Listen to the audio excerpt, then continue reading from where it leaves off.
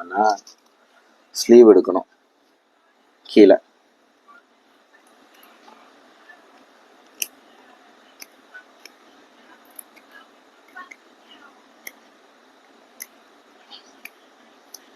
இந்த மாதிரி ஸ்லீவ் எடுத்துருங்க. இந்த கத்தாழையை பீஸ் பண்ணிக்கலாம்.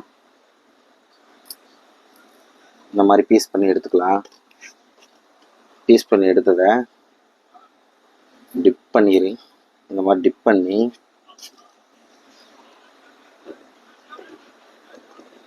ஹோல் ஒன்று க்ரியேட் பண்ணுங்கள். பாட்டில் க்ரியேட் பண்ணி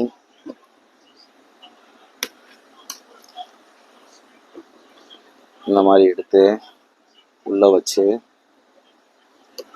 மூடிக்கலாம். இப்படி செட் பண்ணிங்கன்னா கண்டிப்பான முறையில் சூப்பராக வரும். கத்தாழை மெயின், கத்தாழை தான் மெயின். இதே மாதிரி இந்த எல்லா பிரான்ச்சையுமே செட் பண்ணி உங்கள்கிட்ட நான் காட்டுறேன்.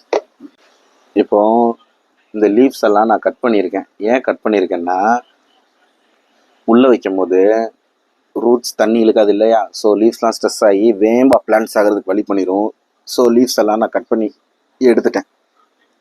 எடுத்துட்டு கீழே ஸ்லீவ் எடுத்து இந்த மாதிரி கத்தாழையை உள்ளே சொருகிட்டேன், இன்சர்ட் பண்ணிட்டேன். இப்போது உள்ளே வைக்கிறது தான் மிச்சம்.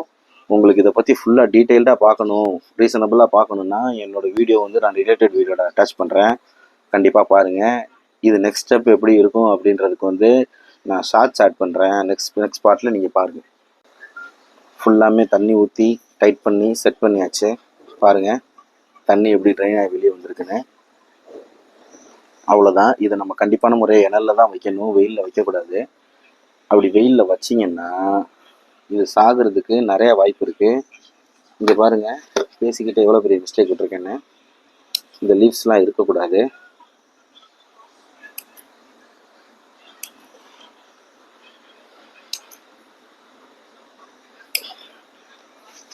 இப்போ இதிலேருந்து வர்றதுக்கு நிறைய சான்சஸ் இருக்குது.